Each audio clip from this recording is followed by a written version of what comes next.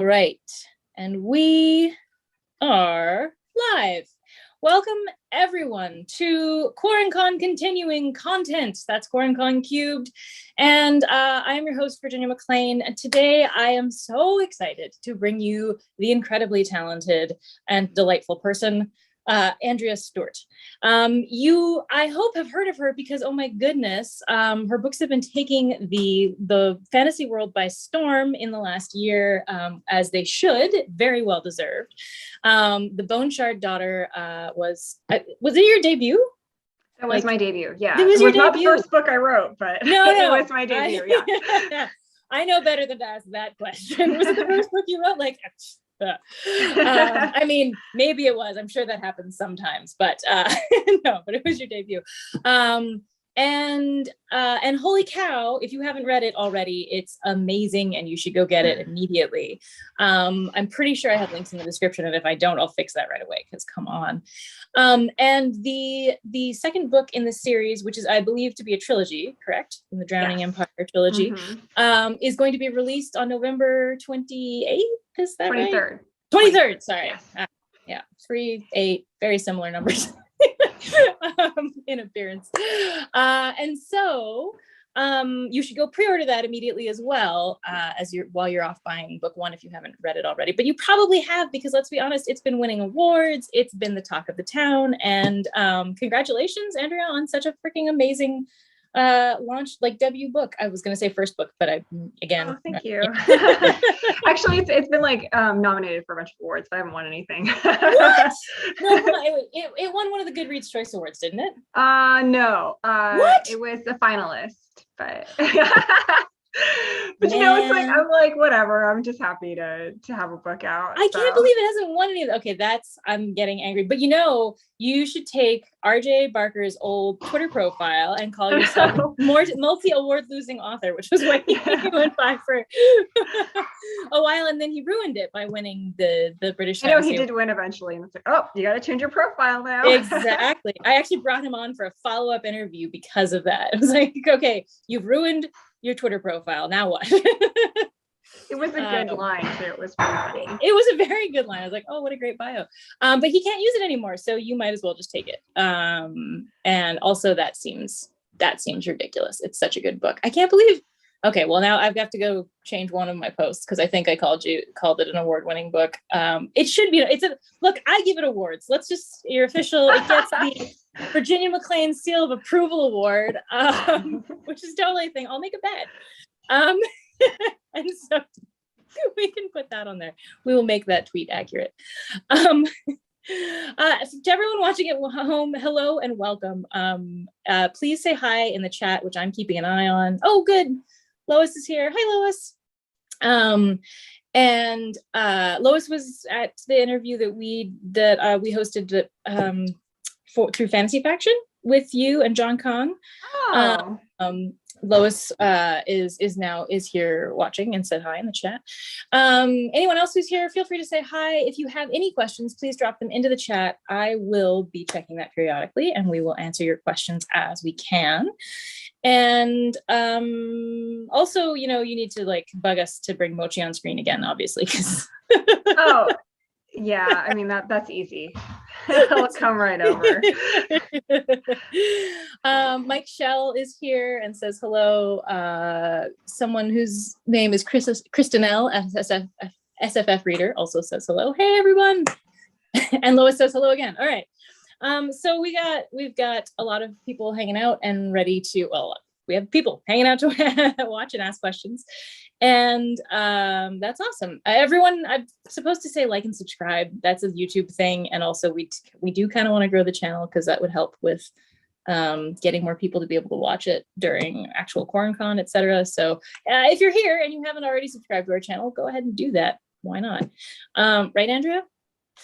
Yeah, of course. Yeah. Okay. Okay. Now we're going to get to talking about the thing that actually matters, which is Andrea Stewart. So as you may or may not know, I don't know if you've ever watched any of our QuaranCon interviews before, but I like to, I know you've participated in the con before, but like me doing individual interviews is not something I expect everybody to like have actually seen.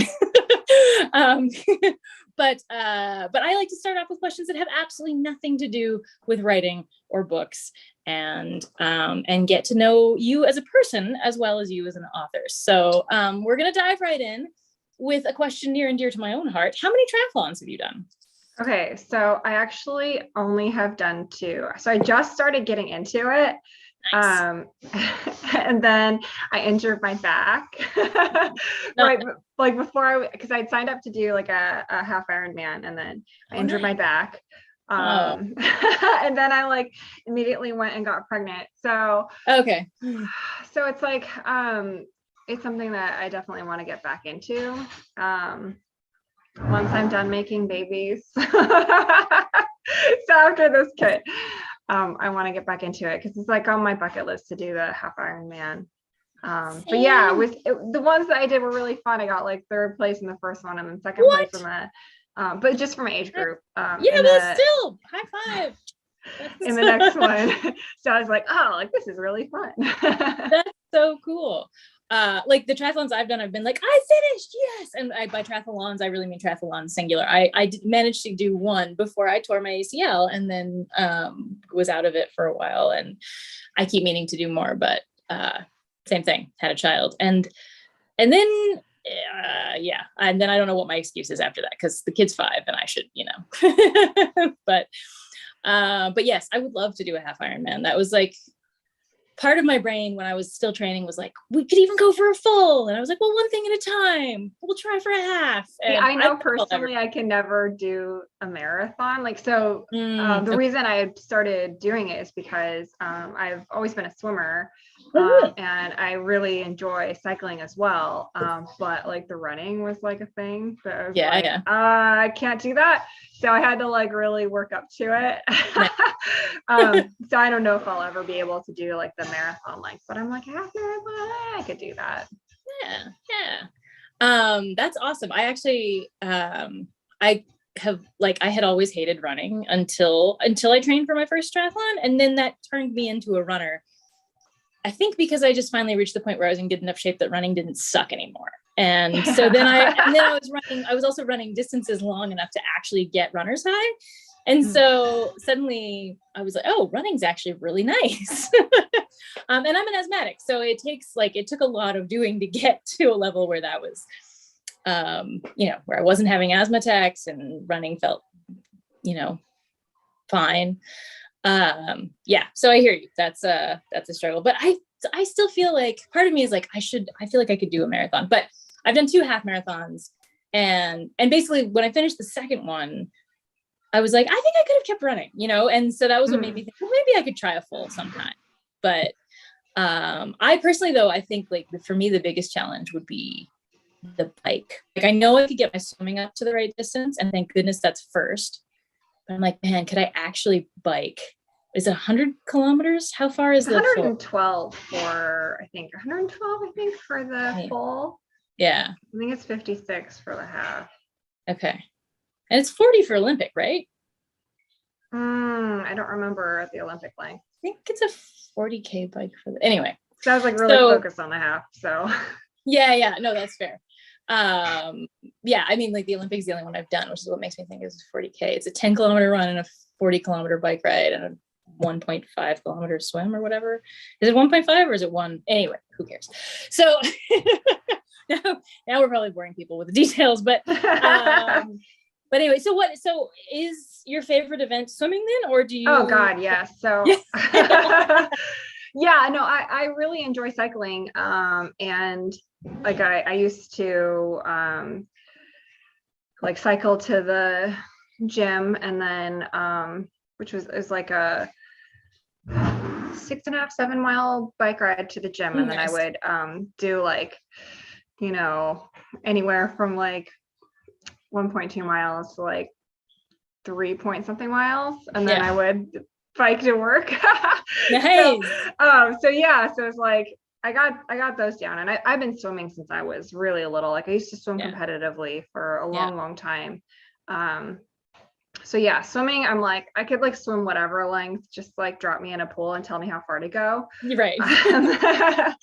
So that's like, yeah. And I'm always like, I crush it on the swimming, but that's like not what wins you a triathlon anyways. So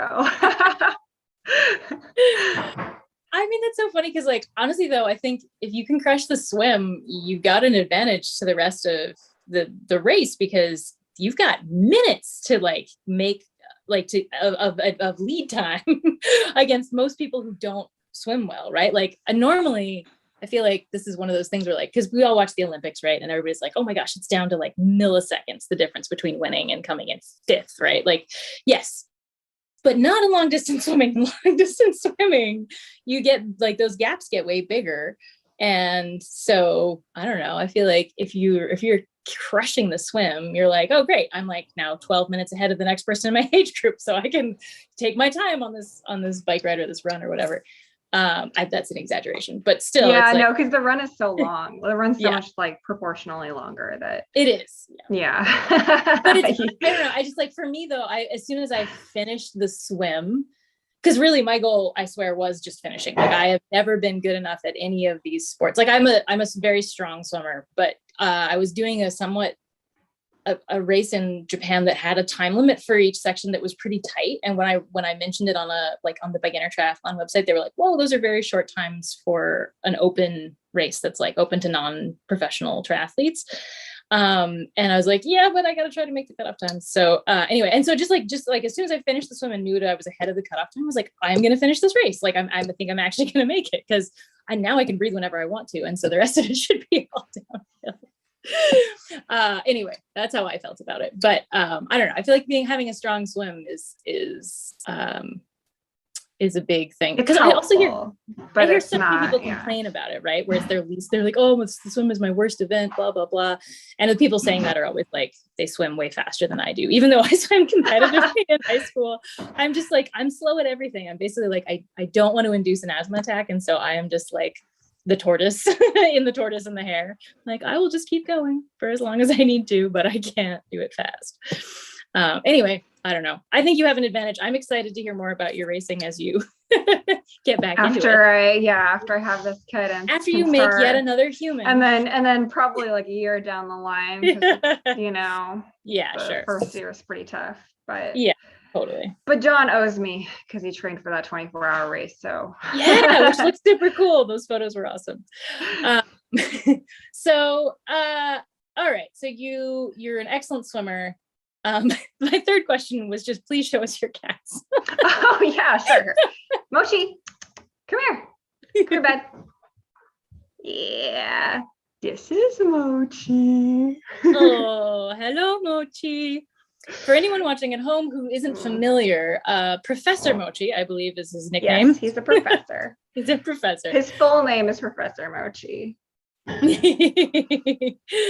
Professor Mochi, does he have like a fawn whatever at the end too? Professor Mochi fawn. Oh no, I just tell people that he teaches astrophysics. Excellent. Perfect. He's very smart for a cat. Wow, Mochi. Let me see if I can get President Mittens over here too. Oh, President Mittens. She's not as like, because Mochi's like basically a dog. He's like, hi, yes. So, yeah, he comes right over, he does tricks. Mittens is she started coming when I call her, but we'll see if this works. She's like, Mittens. Hey, Mittens. Mittens. Oh, here she comes. Oh, good job. Come here.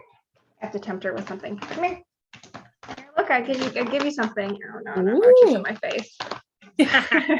Mochi's like, wait, you said yeah, here, you get out of my face. Come here. Mochi, move. Cat wrangling. It's kind of, it's a little bit. Okay. No, I gave you something already. Oh my God. Come here. Look. Dummy. Okay. Let me grab her. Oh, I know.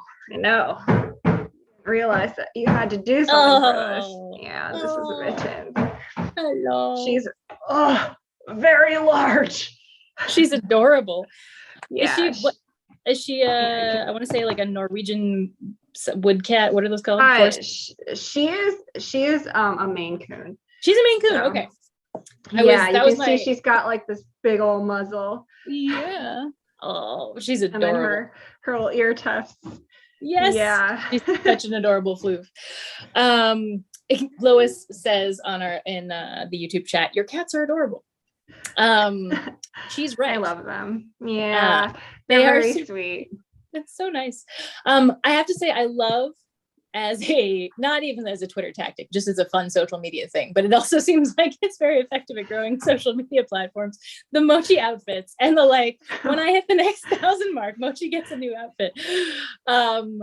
I love this. I assume that you're actually just getting a bunch of followers because you write amazing books, but I love the idea behind using Mochi to grow your platform. But it seems it's just a little fun thing. Like, it's like partially for my own amusement. Yeah.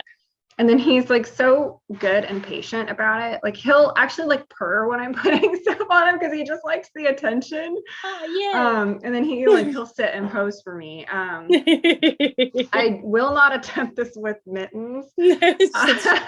She is very cat. I tried once to put the cat sunglasses on her. Yeah. And like I had to hold them up to her face because she was like not having it. Her ears were like flat against her head. Yeah. She was very displeased. So it's not a thing that I can do with her. But Mochi's like, like I said, he's very dog. That's awesome.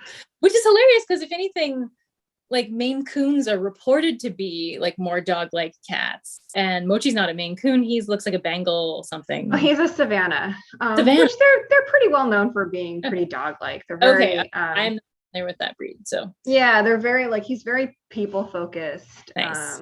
And he follows me around everywhere and comes like that when I call him. So he is adorable. I mean, they're both adorable and sweet, and I actually I love cat-like cats too. Like the aloofness, I'm sort of like, yeah, I get it. That makes sense. You're very regal. John likes it. So he finds Mochi pretty obnoxious because he's always up in our business and he's always like, trying to steal food or like, he's like trying to tackle us. And then like, he's like, Mittens is the perfect cat because like half the time you don't even know that she's there. Right. Oh man. That's funny. I had a cat growing up who was very she's somewhere halfway between Mittens and Mochi, maybe. Like she wouldn't come when called, but she came anytime I was upset. Like if I was at all upset, she would come running and come sit on my lap and like lick my tears away. She was like the sweetest thing. She learned to open doors and stuff, but only so she could come into my room and comfort me when I'd gone in there and closed the door. It was like, and then Mochi opens doors and unfortunately flushes toilets and stuff. So or like opens up the garbage and digs things out of there. So we have like that. He was like the original reason we had like child locks. Nice. Yeah. Well, at least that saved you a lot of work when your little one came along. That's hilarious. I think like my childhood cat, I apologize, her name was Buffy. I was 3 when I named her, and as far as I knew, all cats were named Buffy because my grandma's cats had all been named Buffy. And so when my parents asked me what I wanted to name the cat, I was like, Buffy. That's just the only cat name, obviously. Anyway, so my cat was named Buffy. But anyway, she did not get into stuff really. She just like, she could open doors. I feel like she could have opened anything, but she's like, I don't want, whatever's in there. I just want tuna. Like that's like the one thing. So she would hear a tuna can opening from miles away and come running. But yeah. Anyway, cats are delightful and yours seem extra sweet. So I am very grateful that you are happy to show them off to us. And if Mochi wants to come back at any point, he's welcome. And so is Mittens, but I assume she just doesn't want to. No, she won't come unless like I specifically tell her to come over here. Fair enough. She's got things to do. She's important. She's a president after all. Like, she is the president. She spends a lot of executive time though. So we joke she's like spending executive time when she's just lying around. Yeah. Off to camp, whatever. Yeah. Well, good for her. It's important to take care of yourself. Next up, sorry, my questions are on my other screen. I now have a weirdly complicated setup just because the iPad has the best camera. The laptop is the only thing that will actually connect to YouTube Studio properly. So And it also has more room for questions. So I apologize if I'm looking away. It's just the question board. I'm not ignoring you. Although I am occasionally also looking out at the road where there are some cars struggling in the snow.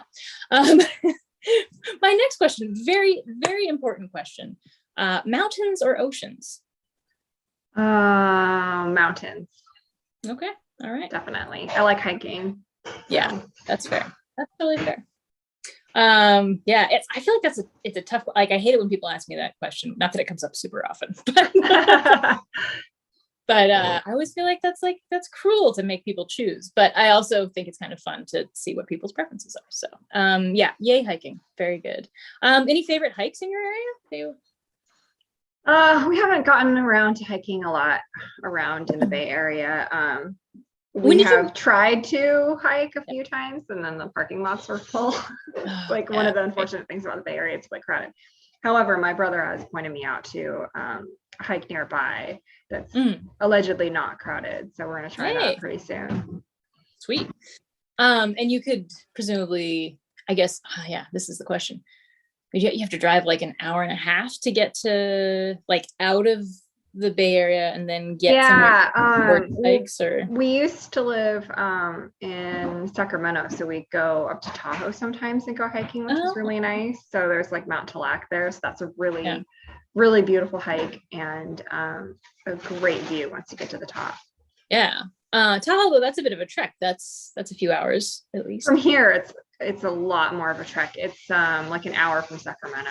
Oh, okay. Nice. Cool. So you were saying earlier before we started before we were live, that you used to live in upstate New York. What were you doing there? And and what mountains did you like to hike in upstate New York? Well, I was being a child there. Okay. So that was when I was a kid. So I kind of grew up there because I spent most of my childhood there. It was like 7 years. So that was from elementary school through half of high school. I don't think we did a ton of hiking there because it's relatively flat. I think we went to the Adirondacks maybe like a little bit, but didn't do a ton of hiking. I mean, there was like it was a little bit hectic. My parents had 3 kids who were all close in age, so yeah, fair enough. I'm sure there were lots of activities and whatnot, and but like my parents didn't take us hiking very much either, and they only had 2 of us that were actually close in age. My other siblings are substantially older, so they were like off at college and stuff for most of my childhood. And we still didn't go on a bunch of hikes. We went on big trips sometimes, like we go on like camping and rafting trips and stuff like that. Yeah, we went camping and we went on road trips because, who's going to hop on a plane with 3 kids? That's first off a nightmare and then second off very expensive. Yeah. So we had a big old like van and then we would like, drive to Florida sometimes, which is like, when I think about it, I'm like, it's like a day and a half. Yeah, it's a day and a half. Yeah. I've done so we do that sometimes for like a winter vacation, but yeah, it's funny because like I look back now and I see like my mom with my kid and she's like so much more relaxed. And I remember when I was a child and I was like, gosh, like why was my mom like so strict and like always like, like yelling and like just so frustrated all the time. And like now I'm like, I get it. It's like, it's a lot. 3 small children. It's a lot. Yeah, totally. I have way more sympathy for everything my parents were juggling when we were children now. I'm like, oh man, I feel like I'm doing way less than they were, and and it's definitely stressing me out. So fair, parents, fair. Cool. Well, that sounds, where'd you move in high school then when you left? I moved to California, so I've been here ever since. Okay, cool. California is one of the states I have never lived in, but always kind of wanted to. My brother was there for a while. Some of my best friends have been there at various times. So I've visited a fair bit, but I've never actually lived there. I almost moved there once, or rather, I interviewed at a couple jobs there when I was looking for teaching jobs at one point. It's very beautiful and very expensive. It is, yes, which was made imminently clear by the substantial wage increase I would have gotten had I been hired by either of those schools. That's how they get you, you know, you're like, oh, right? Like, you're gonna make so much money. And then you like, oh, wait, like, here are the housing prices. Right. And the thing is, I was, at least because my brother had lived there, I knew a little bit of, and so I had looked up the like average cost of living in those areas and was like, this wage increase is not as big as I thought it was. It was still substantial because I was coming from my first teaching job where I got paid so little that between my car loan and my student loans, I had nothing left over afterwards. I had like $150 from each paycheck for just like anything else, which luckily, like I was teaching at a boarding school, so my living costs were covered, but like, anyway. So it was a mild improvement, but not the massive improvement it seemed like, right? Because I was like, I was like, oh my God, this is basically like double my salary, but like, no, it's not, because more than half of it would have been going to rent. But anyway, cool. So I guess that covers the mountains versus oceans. Although you are on the coast, so do you enjoy the ocean? Is it just you prefer mountains? But like, yeah, I mean, it's not like, I mean, the ocean here is not, it's much colder. Right. It's not like Southern California. So I was in Southern California for a couple of years. So you just go and you can swim in the ocean. Right. I mean, it's very beautiful if you go to Monterey. The tide pools are really neat. Yeah. You can go, I've gone diving there, which was nice. Oh, cool. Although it was a little bit cold for me. I get cold really easily. So yeah, I mean, if I got dry suit certified, I think it would be a lot more fun. But yeah. Cool. Fair enough. Yeah, I think that's a good point. Yeah, I forgot about San Francisco Bay. It's just like cloudy, drizzly, and the water is also just colder. It's not bad in the summer. It's doable. Yeah, there you go. All right, manageable. All right. Now, another really important question. I'm getting all the hard hitters out early. How many pull-ups can you do when you're not making a human from scratch? So my goal had always been to get up to 10. So the most I'd been at was 8. So that's still really good. Once I'm done, and I'm like, it has to be a strict pull-up. You go all the way down, like yeah, before you go back up again. Yeah. Not a chin up, a pull-up. Right. So yeah, so I'm like very, strict on form and everything. Your chin has to be above the bar. So I could do 8 of those before I started having kids.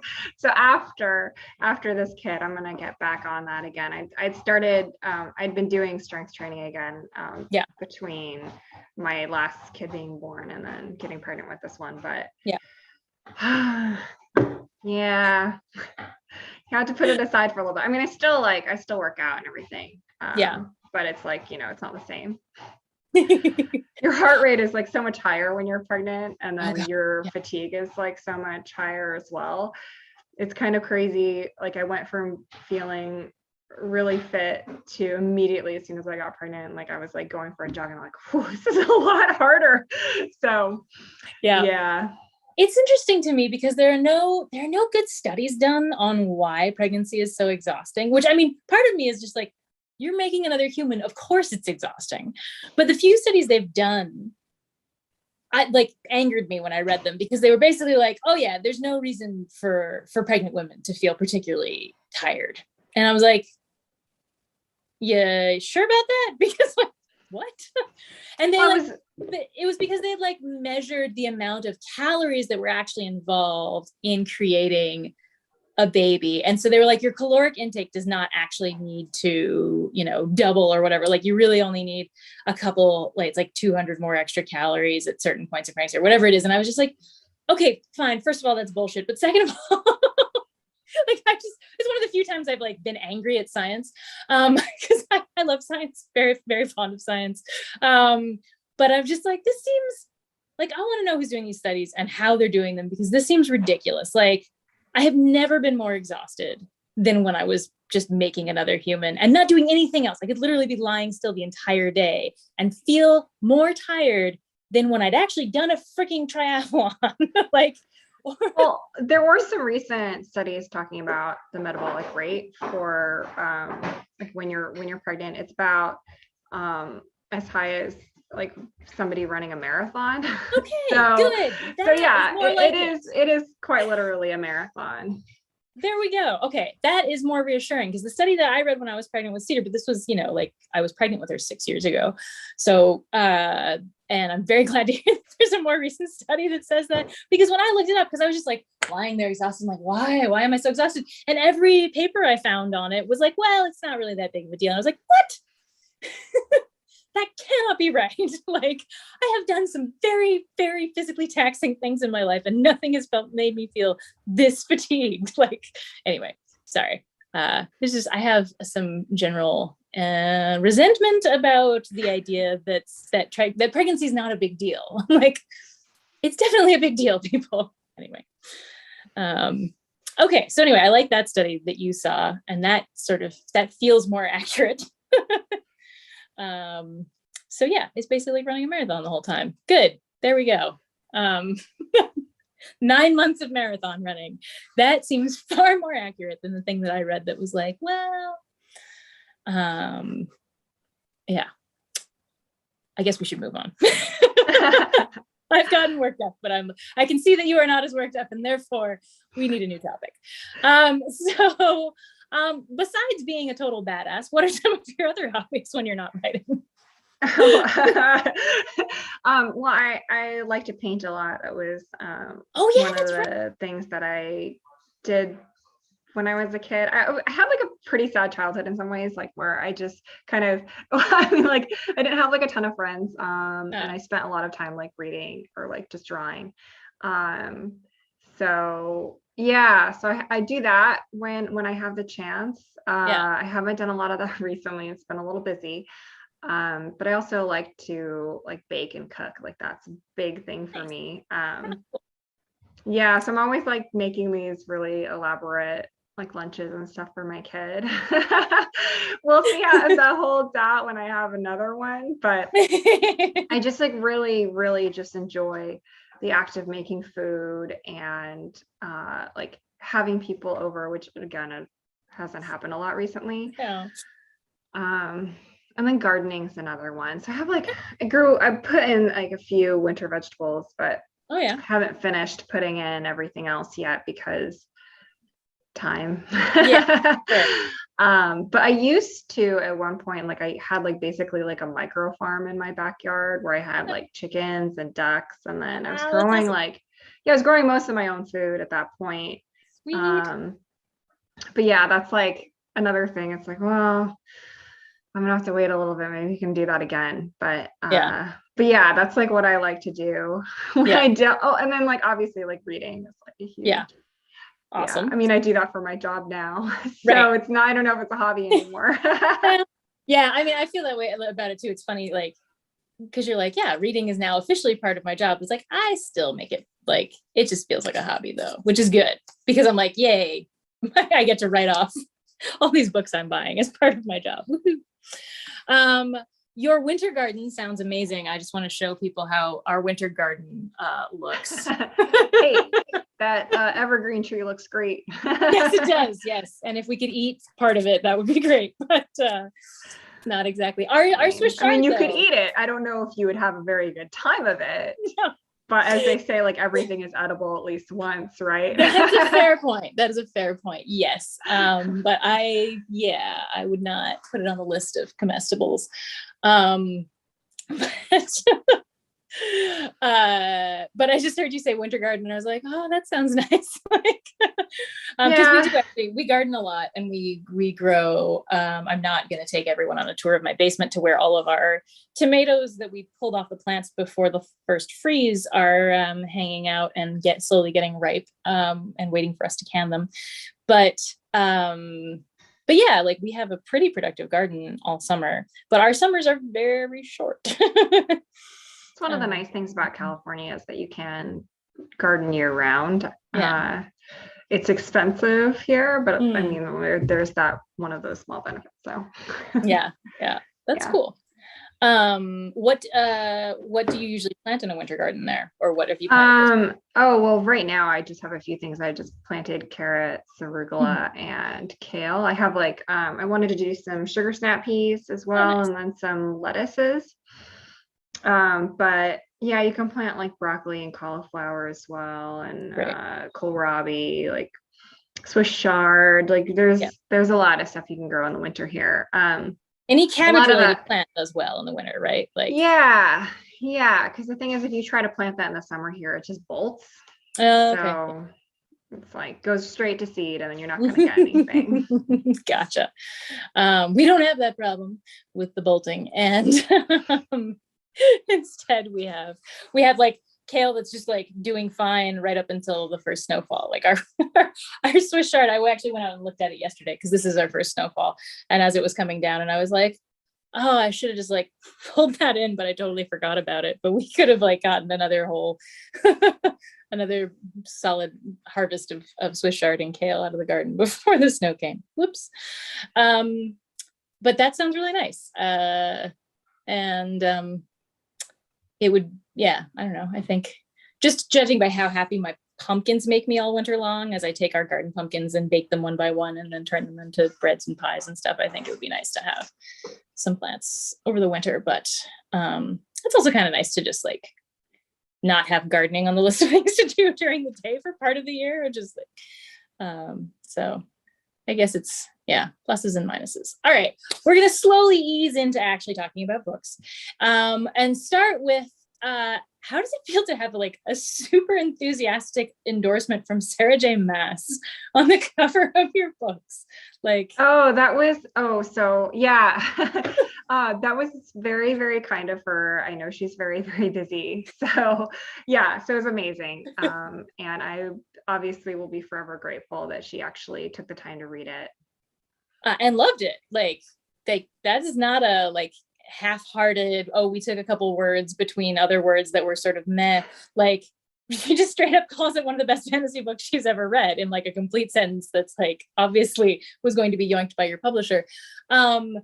That's really cool. And I feel like I don't know.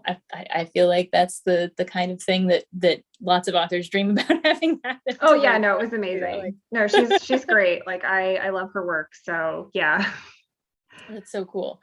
I mean, like I don't know how to, like, I don't want to, I love some of her books, and she's just like hugely, hugely popular. So it like, that seems like a total win.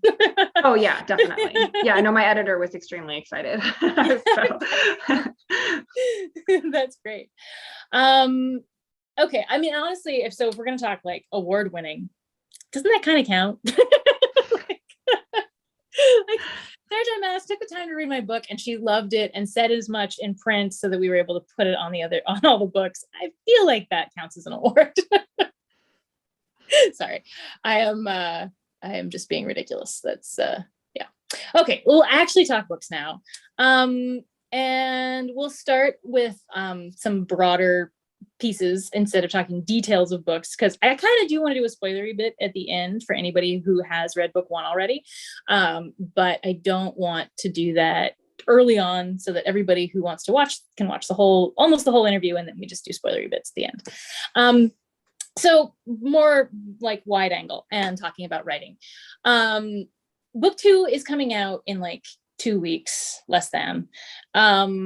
And how far away is your brain from book two right now? Like, I know we talked the last time that you were interviewed by Fantasy Faction and I was hosting, you talked about how like, and I've heard other authors who are trad talk about this too, like you're so far along in the process of a pre-planned trilogy that like, when you're like, oh right, okay, book two, what the heck was book two doing? Like, is that still the case? Are you far enough into book three that you're like, oh, I don't even remember book two anymore? Or how's it feeling? Well, I mean, I have to try to remember some of it because obviously it affects stuff that happens in book three. One would assume. But yeah, I mean, it's been a while. It feels like it's been so long since I wrote it. I know it was just like a year, but it definitely feels like it's in the rear view mirror, and I'm like Yeah. currently just trying to get book 3 done, and like that's where my entire focus is. So Yeah. it's like weird where sometimes I just like randomly remember, oh yeah, like my book is coming out, like my second book is coming out. I mean, I did do like some readings from it, so I'm Right. like, oh yeah, Okay. that's what happens. Yeah. But yeah, it's I feel like I've said this before, but I feel like being in publishing and being an author in publishing, it feels like you're simultaneously living in like the past and the present and the future all at the same time, because you know, people are still reading your first book or like asking questions about your first book, and then like maybe you're doing like copy edits on book 2, and then you're like drafting book 3, so you're just like all over the place, like timeline wise. So it does get a little bit confusing. Like sometimes like somebody will ask me questions like, oh shoot, was that like in book 1 or was that in book 2, or you know, when did that happen, am I going to spoil stuff? Right. But yeah, it's a little bit in the rear view mirror at this point. Yeah.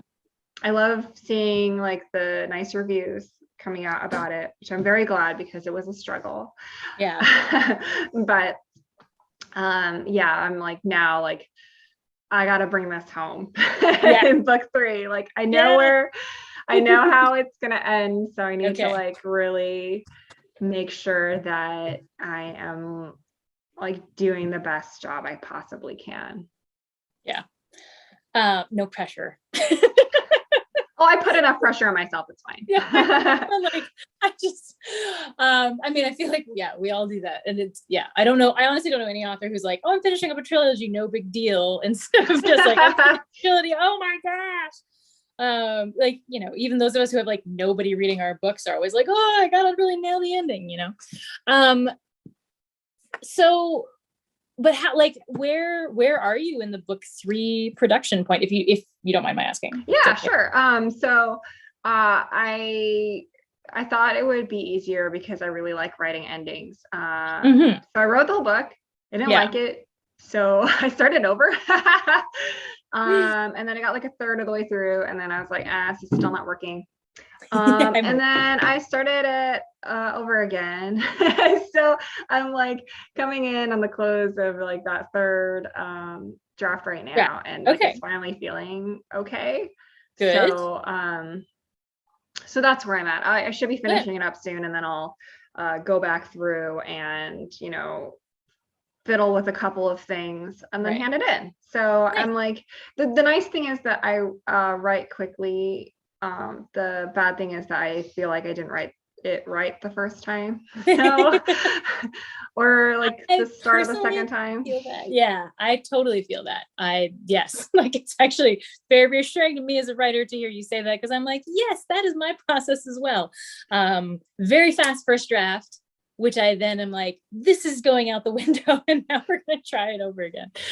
It's a process. I mean, I feel like I'm constantly trying to recapture the high of like writing book 1, because I'd had it in my head for a while, but hadn't actually sat down to write it. And then when I did, like I finished it in 3 months, and then had like minimal revisions after that. Ooh, nice. So I was like, yeah, I could do this. And then book 2 came along, and I was like, this is different. It's different. So I tell myself that this means that I'm good at writing book 1 now, because I've done it so many times. So thinking the next one's gonna go pretty fast, but hopefully I've like learned how to write a book 2 and a book 3 now.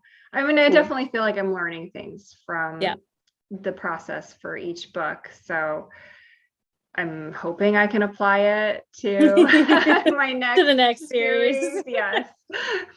Yeah. I find it's like, it's always it's a balance, right? Because you get better at certain things with every single book, but then you raise your own standards for yourself with every single book. And so you're never actually going to get to the point where you're like, oh, this is easy, because you like, well, I don't know. I mean, at least in personal experience over 8 books, it feels like you're always raising the bar enough that you're like, this is actually not easy, because now I know better, and now I should do better. And so now I have to like do these other things. And yeah, I don't know. I feel like, and talking to other authors who also have lots of books out, it seems like it's like we all feel that way. We're always like, we finish and we're like, okay, phew, that was great. And I learned so much and I'm sure it'll be easier next time. And it just basically never is. That's what people tell me. It's Yeah. a struggle every time. And I'm like, oh, don't tell me that. No. I'm going to continue to be optimistic forever. Well, but that's the thing, right? It is that optimism which keeps drawing us back to writing more books. But some things do get easier. I don't know. I feel like, if anything, like if my last book is anything to go by, it just feels like it gets more fun. Like even the challenges just start to feel more fun. Like the last one, I really enjoyed the rewrite, that's the first time where I've been like, woohoo, like completely rewriting this book is actually really exciting to me. Previously it's been like, oh, I have to completely rewrite this book. That's a lot of work, but okay. Like, so well, now that I'm getting closer to the end of this rewrite and I'm actually liking it. Yeah. It's like way more fun. Yeah. Okay, good. That's excellent. I'm glad you're liking it. I mean, I have to say, if anything, like, I don't think you can argue with the results. The books are excellent. Like, thank you. I'm only 100 and some odd pages into book 2, but I'm loving it and had to work really hard to stop myself from staying up all night reading it. So, yeah, I like, you're doing an excellent job, whatever you're doing. So, yeah. So, don't sweat it. Or maybe do sweat it. That's probably what's making the book so That's good. Probably, but anyway, yeah, no, definitely sweating it. I won't pretend you don't have to sweat it. But anyway, the results are great. And honestly, like I have to say, I read Bone Shard Daughter, I don't know, a while ago. It's been months anyway. And I can't remember when I actually finished it. And then so it's been many months since I did that. And I picked up Bone Shard Emperor and was instantly swept away by the characters and what's going on and everything. So I think if there is a test for book 2s, that's it. And it passed. Like I automatically just felt like I was right back in with everything and I cared about everyone and I wanted to see what happened next. And so I don't know that you can deliver better on book 2 that way. I mean, I'm gonna. That's so good to hear. Because it's like, yeah, like I said, it was a struggle. I was, I had a difficult pregnancy with kid 1, so yeah. I was basically like on the couch, like falling asleep and trying to write at the same time. Oh man. It's a bit easier this time around, thank goodness. That's good. I'm really glad to hear that. It's such a challenge to get things done while pregnant, I think. And I'm glad that it's not being that much of a challenge for you, because yay, because no one should have to go through that. And so I'm glad if it's not being that way for you now. But what was I going to ask? Okay, so actually, interestingly, this trilogy seems really, I'm sure, I don't know if it's a coincidence or not, but really well timed for like your childbearing plan. like you, I mean, okay, so book 1 was already written before it got sold and whatever, but like you released book 1, or you were getting ready to release book 1 and having a baby at the same time, right? Like, and then, but that's when you were actually working on book 2. But I remember like baby and book launch happening very close in time, right? They were very close. Yeah. It was September 8th for the book launch and September 27th when I had the baby. So wait, September 27th? That's my yeah. Aww. Good timing. Okay. So those are like super close together. Oh my goodness. And now we're pregnant again, writing book 3.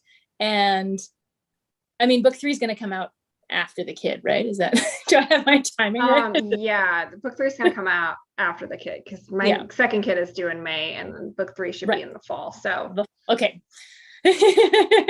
But you're going to be, wow. Will you be done with your part of book 3 before then, if things go well? Well, I will be doing probably like copy edits and stuff. Mm-hmm. Yeah. So with the intent. Oh my gosh. You are a legend. I'm sorry. That is well, I mean, I feel like copy edits and like, well, I mean, I'll do the edits obviously before the kid comes, but I feel like copy edits and proofing, I can manage that. It's not like too bad. Sure.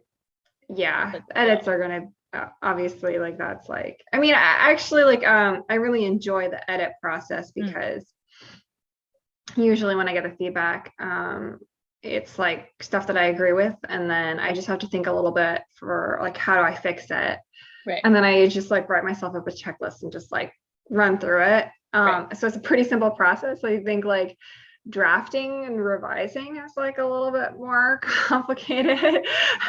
That's the hardest, I think. Yeah. I think edits, and because by the time I get to edits, usually it's a fairly clean copy because I'm pretty hard on myself already. Right. Yeah. So that's like, I think that's the most difficult part. And then, you know, copy edits and proofing, it's just like going through and like the fine details basically. Yeah, fair enough. Man, I still think it's legendary to get to launch, to basically like, it was not on purpose. While producing 2 small humans. It was not on purpose. I mean, like it was like, I obviously I didn't know that Bone Char Daughter was going to sell. I mean, that was not my first rodeo. So that was the 3rd book that I'd had go out on sub. Okay. So I didn't know it was going to sell. And then John and I had planned to have kids earlier, but like we had like fertility issues. So we had to do like IVF. And then our first round of IVF didn't work. Okay. So we had to go back and like try again. I think we were like, so I think we were like in the middle. We had just, we'd done that. And then we had gotten sidelined with a bunch of like more tests and stuff. So I sold the book in November, I think. It was like late November. It was very exciting. It was so exciting. Yeah, my goodness. I mean, the story of your deal is amazing. Like I would love to talk about that in a minute if you want, once you're done with this story. Yeah, sure. Okay. And then we did our transfer, which she was like our only like chromosomally normal embryo because we did testing. Oh, wow. Yeah, and I was like, it's probably not going to work because, you know, we've kind of run up against a lot of walls, and then it did. Yeah. Yeah, so I was like, whoa, okay, so I guess I'm like launching this book and like having a kid around the same time. So it was not on purpose. I mean, ideally it's like I would have preferred to space this stuff differently because, you know, trying to like start an entirely new career and also have kids at the same time is a little bit hectic. And when I say a little bit, I mean a lot. Yeah, right. So that definitely sounds intense. I apologize for the angle change here. I am shifting things around because of battery issues. Do-de-do. So I mean, but the thing is, like, life, when can you ever plan this stuff well, even when it's under a modicum of your control, like when you're doing IVF, like you at least, like, there's some amount of control of timing, sort of, but more so maybe than other times. Yeah, exactly. Not really. Yeah. I mean, if you're trying to do IVF and like it's not working, it's like you're not really in your control. So you're kind of like, right. Yeah, you're just like, we'll just really try this because it may or may not work. Which is totally makes sense. And then who can plan? Like, obviously you can't plan for a book selling or not. But holy, did it sell? So do you want to talk about that? Like, you mentioned this, I think, in the Fantasy Faction interview, although maybe it was, I can't remember if it was on camera or not, if it was like while we were live or not. But so that sale was like a really big deal. Do you want to talk about that? I don't want to say anything that you don't want to say publicly. So sure. I'm fine with talking about it. Okay. Because so I had 2 books go out on submission before and just die on sub. The first one it was like radio silence. Nobody said anything. The second one I got like nice rejections. I was like, okay. And then this one, like my agent really loved it. And then she was like, I'm giving people 2 weeks to read it. And I was like, okay, like that makes me a little nervous. But like, this is your job, it's not my job. So, and I'm like, obviously, like, you know what you're doing. So we started to get responses like really fast, which was amazing. Like really positive responses. It was so exciting.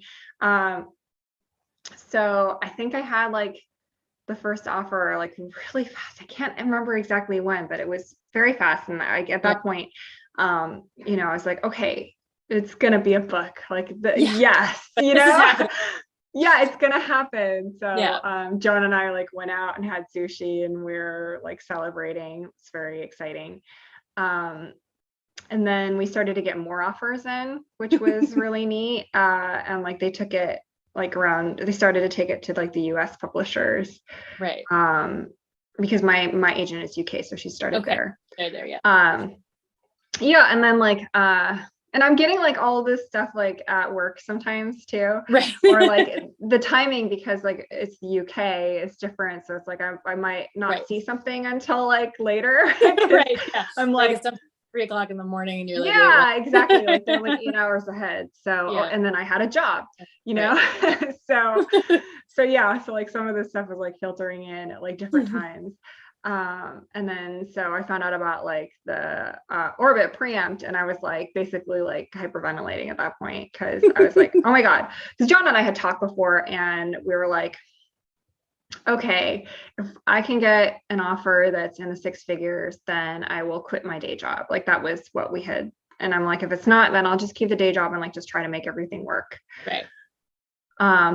So the orbit offer was amazing. Yeah. And then like we had to talk about, do we take that or do we go to auction? Because we had like other offers coming in. Right. And I love Orbit. Like I love their books. I had friends who were with Orbit and had good experiences. Right. So I was like, I don't want to play that game. Like let's just take the Orbit offer. Fair enough. I'm not messing around. We'll take the Orbit deal. So we did like a little bit of negotiating there, and then I took the Orbit offer, and we celebrated again, but like this, like we'd already celebrated like the big sushi night. Sure. So we got like Chipotle and sat at home and watched a movie. That was like our celebration. I know. We know how to party. Yeah. Hey, fair enough. But that was amazing. And then I had to tell my boss I was quitting my job. It was really weird. It was like one of those things where I had this job for a couple years, and they didn't know that I was like a writer, and I hadn't really told anybody. I would sit in the break room on lunch and then work on my book. Right. Because that's what you do when you have a job. You have to find like every you just like squeeze it in wherever you can. Yeah, you have to find every available time. And like I was like typing on my phone sometimes, and just trying to get some of my word count in. Yeah. But yeah, so I had to like sit my boss down and like be like, okay, so I'm a writer. And I just got like this big book deal, and I'm quitting my job. This is my 2 weeks notice. Oh no, I didn't do that, because like I was in the middle of a project. So I finished that up. So I stayed on for like about like I think a month or a little over a month until I could finish that, and like because I didn't want to leave them in the middle, because it was like I was creating these online classes. So cool. I would and then I was the only one that knew how to use this program, and also I had been like narrating all of them, so it would have been kind of weird if I just like left them in the lurch. And they just have to replace you as a narrator and find program. It would have been weird. Well, it was very kind of you to stick around to the end of that. And then we celebrated again on my last day of work, because we went out for ramen. So I have pictures from that, because I was just like, it felt so weird, because I was like, oh my God, like this is my dream that I have had forever. Like I have been writing books since I was a little kid, just on my dad's like old computer in the basement. Totally. I taught myself how to like use like WordPerfect back when it was like a DOS program. So it's like I thought that it would never happen, because I'd been like writing so many books and like struggling, and like being turned down and rejected constantly. Right. So yeah, it was like the best feeling ever. Like if I could bottle that, or like, Black Mirror, like take an impression of it and relive it. Nice. Oh, I would do that like once a year. Just like, that's awesome. That is so cool. And clearly well deserved, because it's such an awesome series. And the deal was for the whole trilogy, right? Like the deal was like, okay, which was this nice. Is book one. Yeah. Yeah. It was, so when we took it out on submission, I wrote like a little blurb for book 2 and book 3, so people would know, like, this is the plan for the series, this is what's going to happen. And those have largely remained the same. They've not changed. So I knew where it was going. It's just those details. Those sticky details of 165,000 words worth of details. Yes. So awesome. Wait, 165,000 words like per book? Well, the first one was 128,000. Okay. Yeah. And then the second's 165,000. I'm thinking the third one's probably going to come in around that as well. Yeah. So it got chunkier. I mean, mostly after edits and everything. Yeah, I usually end up adding stuff in edits, because there's a lot of the stuff, it's like with the feedback that I get is like, oh, this is not developed, like explained as well, or so I mean, there's a lot going on in the series, so we'll keep it away from spoilers, but there are a lot of characters that we follow, right? And there's a lot of political machinations and other things going on, so it feels, to me, it seems perfectly reasonable that there would be a lot of details that you would need to add to enhance each of those points of view, right? Like I buy that. But I'm also someone who always winds up adding words in revision, because I start as sparse as possible, and and similarly generally... like, this needs more, you're like, like, okay, fine, we'll go back and add more.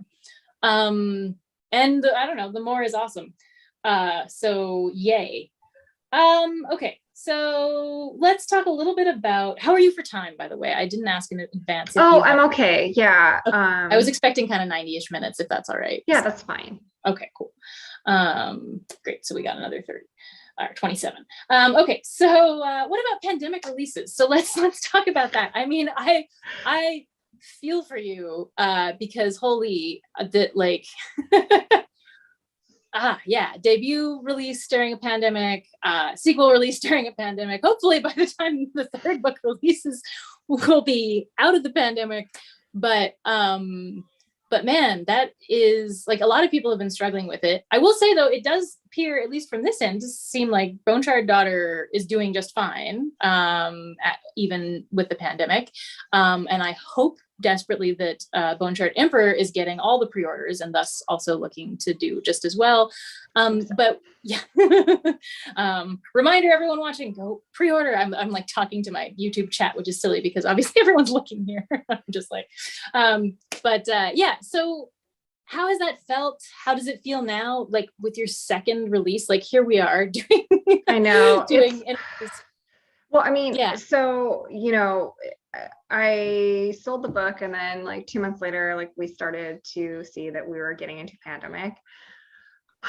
It's funny because like I actually, I think it was around New Year's Day, I went to the library with my friend, and we were just doing writing together. And then he had been watching the whole like pandemic stuff, and he was like pulling it up, the map and everything. And he's like, there's like 3% like death rate and stuff. And I was like, back then it's like, you don't really like conceptualize this stuff. Yeah.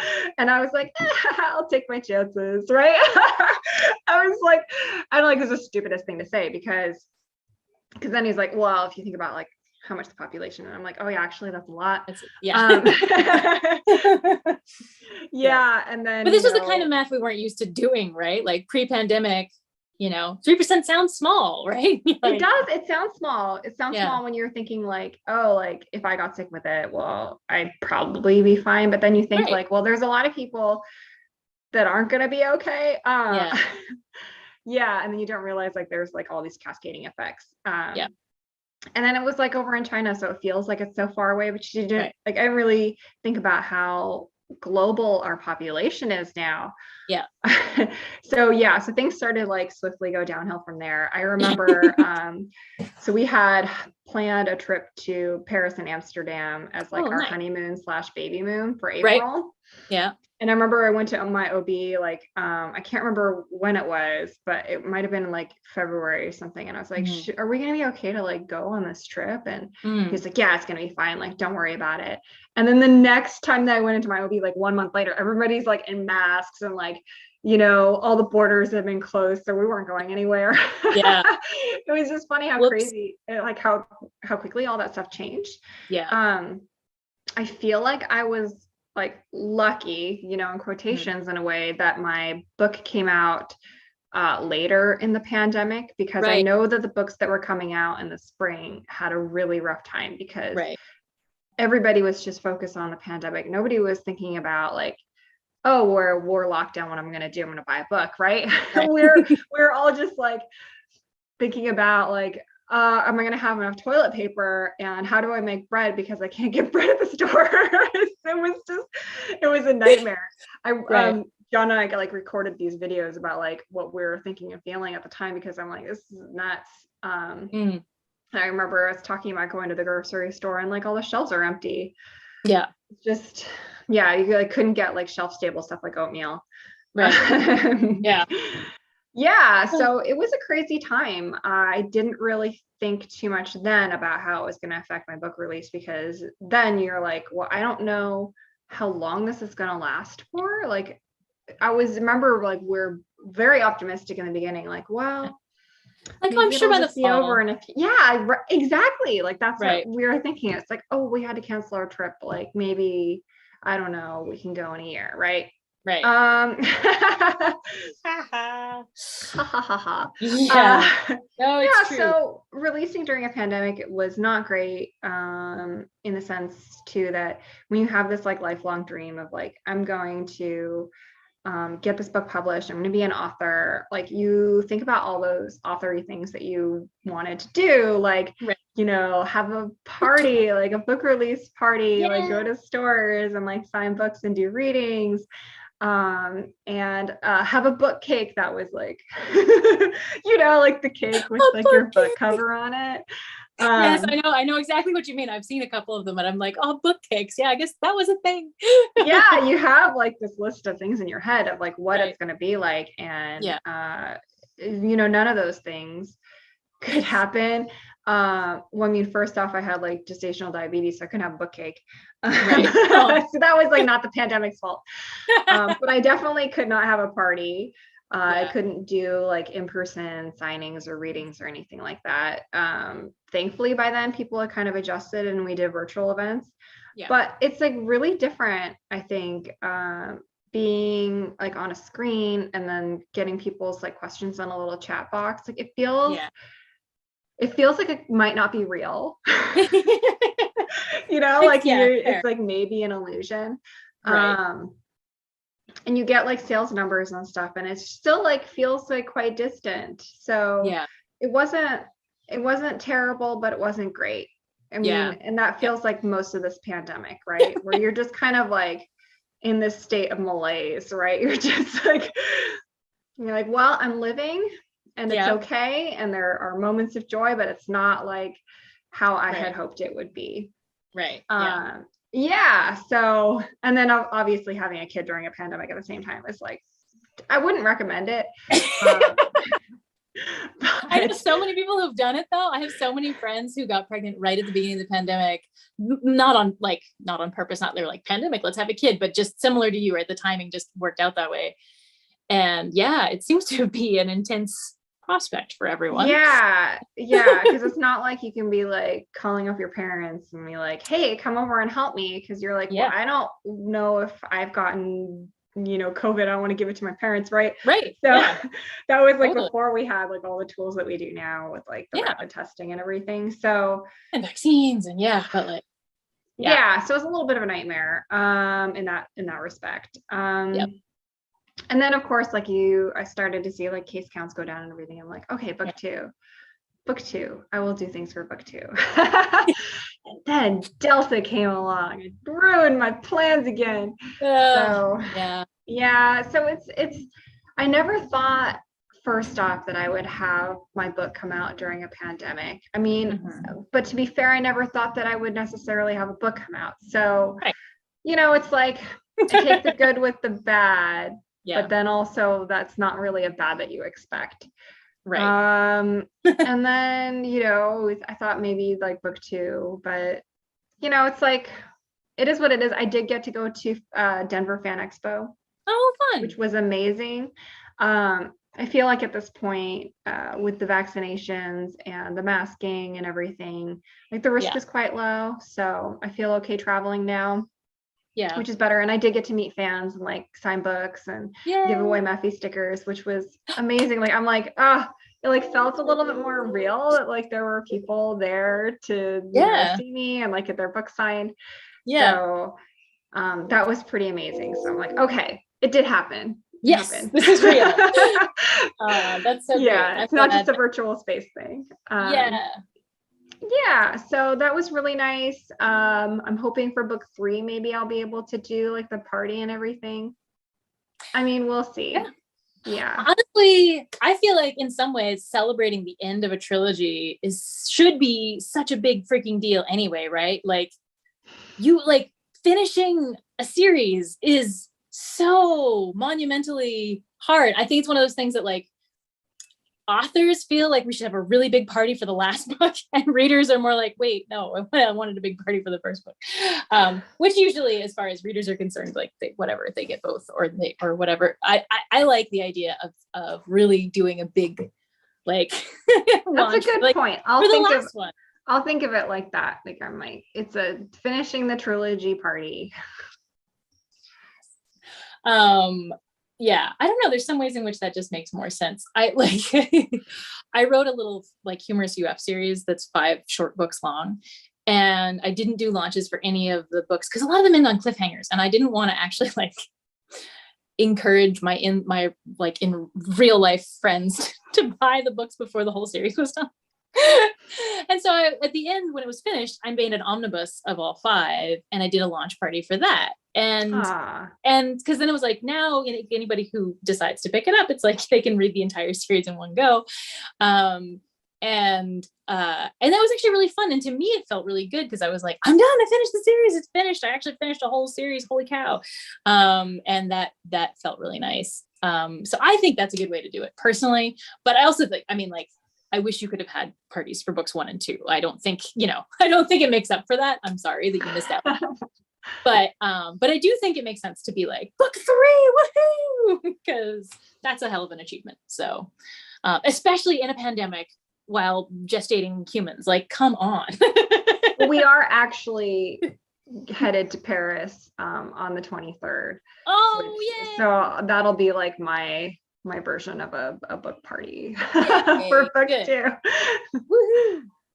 Well, that's great. And I hope you have a wonderful time. And are you doing any events in Paris, or are you just there for vacation? Oh, no, I am there just on vacation because John and I never did a honeymoon. Yeah. We had to cancel that. We had to cancel another trip because of the failed IVF cycle. And we decided to do another one instead. So we haven't really gotten to do anything like that. And I'm like, I want to have like a nice, like, just like him and me, going on a trip together, because the kid is going to stay with my parents. So perfect. I know that'll be really nice, because I'm like, when are we going to get the chance to do that again with like 2 kids? Right. Yeah. I'm sure your parents will be stoked to take care of 2 kids once the little one's not an infant anymore. But it's harder when they're younger. I feel like when I finished breastfeeding Cedar, it was like amazing in terms of like, here, like other people can take care of her now. That was sweet release. Just like being able to pass the kid off to others. Well, I am very excited for you and that. And I'm just like, sorry, losing my questions temporarily. Got them back.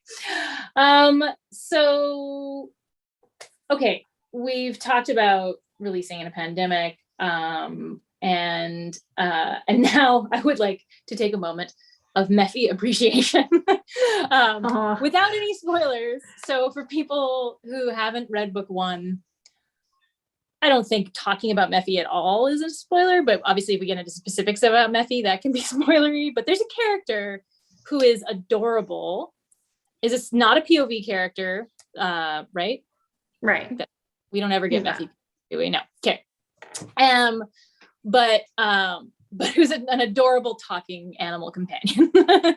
And we get Mochi while we're talking about this. How appropriate. Yeah, he's like right here. Oh, look at him being so cozy.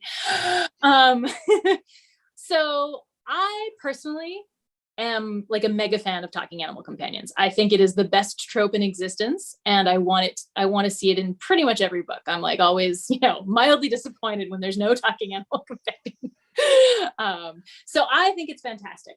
But as like, there are a lot of people who sneer at it, and of course to them I say, take a long walk off a short pier. But but what made you choose to include a talking animal companion in your books personally? Well, I mean, there are plot reasons that I won't talk about, but Right. I mean, from just the personal perspective, like you said, I mean, I love animal companions in books. They can be talking or not. Yeah. But for me, like when I was a kid and I was reading those books, it was so much wish fulfillment. I wasn't allowed to have like a cat or a dog or anything like furry. I was allowed to have like lizards and snakes and stuff. That's nice. I love lizards and snakes, and I wasn't allowed to. Yeah, but I mean, I love them too, but it's not like the same kind of companionship feel that you get with like a cat or a dog. So my mom was like really not into that. She didn't like having pets in the house. So like reading these books where people had these magical animal companions was, it's like incredible wish fulfillment for me. I loved it. And I knew that I wanted to write a book with that. So like when I was sitting down to plan out what I was going to put into the Bone Shard Daughter, I basically like put in a lot of stuff that I really like to read. So I was like, yeah, let's like put this all together and make it make sense. That was kind of my strategy there. Nice. So yeah, I mean, that was the main motivating factor, is just because I really love to read magical animal companions and books. And then I knew that I could make it make sense plot wise. So I love how you've done that, and we won't talk about it because it is spoilery. But I think that's beautifully done. And I don't think that that any animal companions have to be plot important in order to exist. But I love that is the way you've done it. I think is beautiful, and I'm very I'm trying really hard to talk about it without saying anything spoiler. I enjoy it, and when we get to the spoilery bits, I can squee about it properly, I guess. But I think it's very cool. So thank you for including MEPHI, because I have to say it's really fun to see a trad book that's super successful and delightful and so good in so many ways have a talking animal companion that feels like it's like a win for the trope, like it's just like, yeah, I was like, can I get away with him talking? And I'm like, screw it, I'm doing it. I love it so much. Yeah, I get like it warmed my talking animal companion loving heart, and I feel like honestly it also feels really right for the character. Like I think with everything else that we learn about MEPHI, it's just like it makes sense, and it doesn't it doesn't feel like a stretch to me by any means. Anyway, I'm struggling to keep spoilers out of my mouth, so we're gonna keep going. So I love that choice. And anyone who likes animal companions, you should definitely make sure you check out these books, because not only are they like amazing world building and like fantastic characters who all feel so real and alive on the page and the drivers of the story entirely.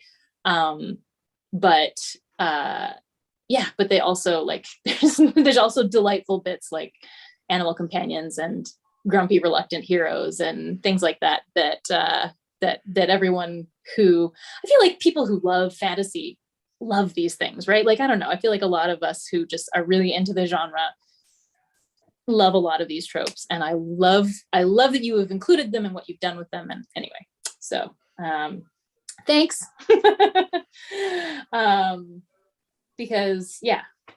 Because I think the more books we have, especially the ones that people really love and respect, it's like, yes, that's right, you can write a really like like, you know, there's so much going on in your books, and it's not just about like the cozy talking animal trope or whatever. It's like there's a lot, and I can't. Okay, sorry. Everything that I want to say is spoilery, so I'm gonna stop.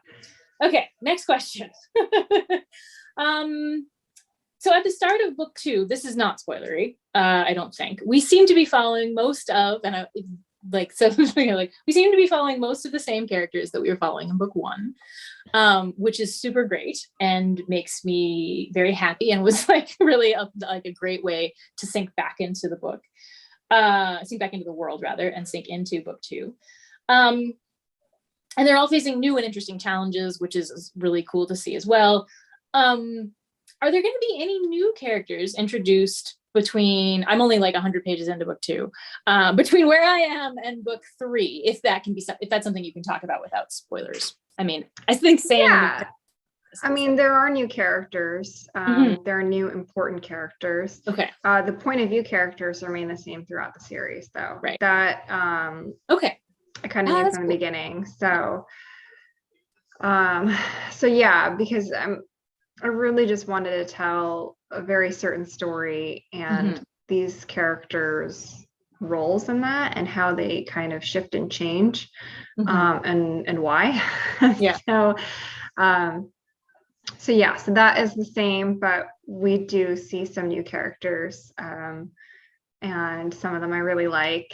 Some of them I really like too, but I don't think I've met them all yet. I mean, there's one that I've met that I want to speak about when we get to the spoiler section, but cool. Great. So they're essentially secondary characters, you're saying. So we're not getting new POV characters. We're getting new additional characters, background. Well, they're not characters. A lot of them are very vivid and take up a lot of the story, but are not POV characters. So you do see some people that are like mentioned in book 1, but you don't see. So you finally get to actually meet them. Okay, cool. I like it. And now, so you're in, we're talking about book 2 because book 2 is coming out, and again, everybody should go buy book 2, pre-order it, that is. You don't even have to wait very long if you've been sitting on it. Come on, folks, it comes out in like 10 days, 11 days. Yes. So that's not waiting at all, really. So, and pre-orders really, really, really help publishers. I mean, your trilogy's already bought, so whatever, but they help publishers know how successful a book is. And they also help with the supply chain issues right now. So knowing like how many that they should have printed. This is like one of the reasons that, I mean, this is the reason my book has been delayed, because it was originally going to come out on the November 9th, but it had to be pushed back because of supply chain issues, just not enough like paper and stuff. So pre-orders do help with that. Because if people don't know, if the publisher doesn't know like exactly how many they want to be printing and stuff, it's like I know I've heard some horror stories where it's like a book has just run out and they're like not going to get any more printed until like the new year. Ooh. So yikes, it's like it's a little rough right now. There are supply chain issues everywhere for anyone watching who's not familiar. And I think everybody's experienced it in some aspect. That's true, I'm sure. But paper is a thing, and that's becoming an issue. Printing prices have gone up per book. The paper supply chain is basically I just ordered a huge amount of inventory for next year because I'm actually expecting to get to some events next year, and I'm worried that if I don't order it now, I won't be able to get it anywhere near on time for the events I'm going to. So even teeny tiny indie publishers have been worried about this, and definitely, like, I'm sure Orbit is dealing with a lot as far as that's concerned. But yeah, so for anyone reading, watching at home, order your books now, pre-order them if you want them, because yeah, once after a first print, second runs may take a while. And so that's pre-orders right now are your best friend if you're a reader who likes to read things close to when they come out. So that's worth noting. I'm stoked though that, like, it sounds like maybe like enough people are pre-ordering that they needed to delay anyway, because they're like, oh, whoops, we're gonna need more. I hope that's why. I don't know. I just, yeah. I know, like, they had to, I was just told it had to be delayed. Yeah. Well, yeah, I guess you'll find out in a while what the numbers were like, but everyone go make those numbers even better. Okay. A trilogy, we've been talking about celebrating the wrap up of a trilogy. You are currently close to the end of the, not first draft, but this is like basically the third draft. The third draft, but the draft that you think will be the draft that goes to the editor with some, right? Yeah. So you're close to the end of that draft of book 3. So that's very near completion for a trilogy. There's still, of course, lots of work to be done. We don't want to diminish the amount of work that goes into a book after that draft, but that's pretty exciting. But let's do you feel confident talking about the challenges of wrapping up a trilogy? And we've talked about it a little already, but like, what are some of the things that have been challenging? I knew, like, where everybody's arc ends, but the ways in which they get there and making that feel measured. It's a lot of work, and also making sure that everybody gets the amount of page time, so that it feels like satisfactory. Just character interactions. It's like, it's a lot. Another thing is like planning, like, when certain reveals should take place, that I'm like, do I do this one first, or does this need to be moved back or forward, or when does this make sense to happen? Right. Yeah, it's a lot. And then also, like, you know, you always have that voice in the back of your head saying, like, this better be good. Stick the landing. Yeah, I mean, like, yeah, exactly. You want to stick the landing, because, I mean, we all know, I think most of us do anyways, like, like Game of Thrones, right? Like, you know, everybody's talking about it, everybody's loving it, and then we get to the last season and suddenly, like, nobody wants to talk about it anymore. You don't want to do that. No. You don't want to do that. You don't want to do that. No. I mean, that was like because, you know, we talk about how you can't please everyone, right? So obviously someone's going to be upset no matter what you do, right? Fine. But that was not a case of that. That was a case of like 90% of fans being disappointed with the ending. That's like, I know a very small number of people who were like, oh, no, I actually liked season 3. Or not season 3, season whatever, the end. Season 8, I think. Yeah. Actually. Like, talk about like a wild lack of sticking the landing. That's like, they weren't even on the mat. They were off in the stands. Yeah, they just kind of rushed through it and didn't take the time for the characters that they needed to. So it's like, you don't want to do that, you know? No. So just making sure that I'm giving the characters the time that they need, and making sure that their emotional arcs make sense. It's believability, right? Like, just that everybody buys it, right? Like, everybody just needs to buy it. Like, okay, that was, I mean, legit for that person. right. It's gotta make sense, and then you have to get it so that you feel that, like, catharsis at the end, that you're like, this is where it should have ended. Like, even if you may not like where everybody's storyline ends, like you're like, this is the right way, you know? Yeah. So, I mean, I feel like I've had this ending plan for a while. So, I feel like it makes sense given where like everybody has been and the things that they've learned. Just like actually, you know, like Putting it on the page. all the little fiddly bits, right? Yeah. Right. Yeah.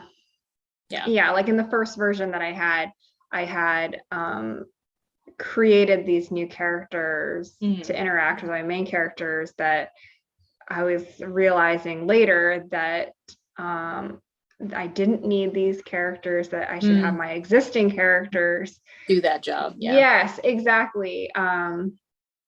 So I had to like, that's why I had to just go back and like start over. Yeah, because I mean, that's pretty big. That's a pretty big change. That's a huge change. Because everybody's interactions is going to be different because it's a different character. Right. So yeah, that's like what makes more sense is that these characters are going to help one another and challenge one another in their emotional and physical journeys throughout the book. So I am excited to like show people like this is how these two characters interact and think of each other, and and like this is where their relationship goes, and you know, this is how it all wraps up, and like once they discover certain things. Yeah, it's just a challenge because I want it to feel right. Yeah, which is why I was like not satisfied with those first two versions, because to me, I'm like, if it doesn't meet my standards, I'm like, I don't want anyone to see it. I hear that. That makes sense. I feel like that's I don't know. Anytime I need to do major revisions, it's usually because I've made extra characters that need to be consolidated. Like even in a first book, when it's not like I'm introducing new people, but I just like get to the end of the draft and I'm like, these two people essentially serve the same purpose and therefore it should be combined into one person, and go back and rewrite it so that character is slightly different and is actually both of those people. And I don't know, that seems like a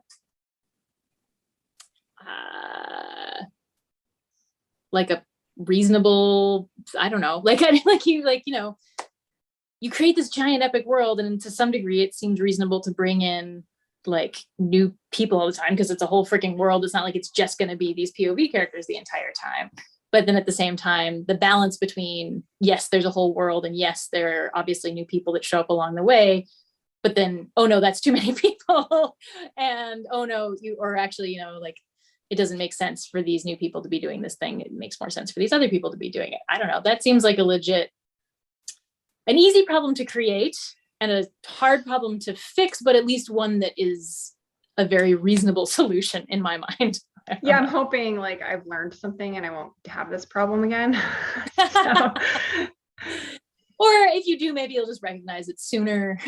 Yes. I think that's the frustrating thing. It's like, I feel like I could be more productive if I just got better at writing the first draft. I don't know. I mean, what does that even mean in the end? I talked to so many writers. Like one of my favorite things about QuaranCon Cubed is just the number of authors that I get to talk to, from Trad and Indy, who like, everyone's heard of and no one's heard of, and like across the board, it feels like we all run into the same problems, which is really nice. Like it's very reassuring, but it's also a little bit. I was mentioning this to Emma Wong, who you may know, author of Sort of Pagan.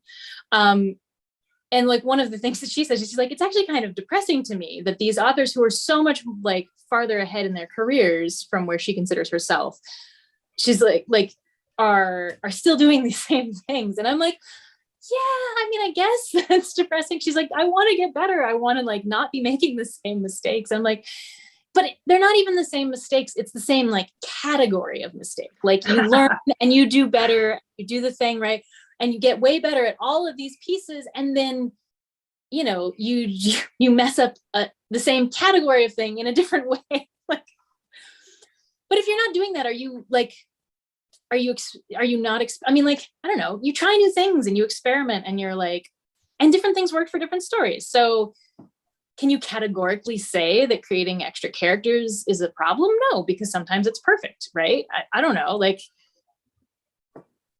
I feel like it's okay that we're all constantly improving, and it's reassuring the number of authors I've talked to who experience the same problems. And I feel like getting better at writing and still having what we think of as the same problems are not mutually exclusive. Like, they're not. Yeah, I keep telling myself it's gonna stop being a problem, because then I feel better about myself. Great. It's gonna go away, Andrea. It's all gonna be better. Thank you. Like, you're never gonna have that same problem again. And in truth, you probably never will run into that exact same problem again. It's just going to be a variation, It's right? just going to be a totally different problem that's probably, like, maybe in a similar category, or maybe in a totally different one. Okay, what's your favorite part of wrapping up a trilogy? Like, here oh my God. Okay, the ending. I love writing endings. I mean, I make myself wait, because I feel like I need to have all the lead up first, so that I can feel like I know exactly where all the pieces are going. But I really enjoy writing the ending, because it's something, first off, that I've had in my head for a really long time. And second off, it's like this huge emotional catharsis, and also like usually a lot of physical conflict. So I like, I like the big battle scenes.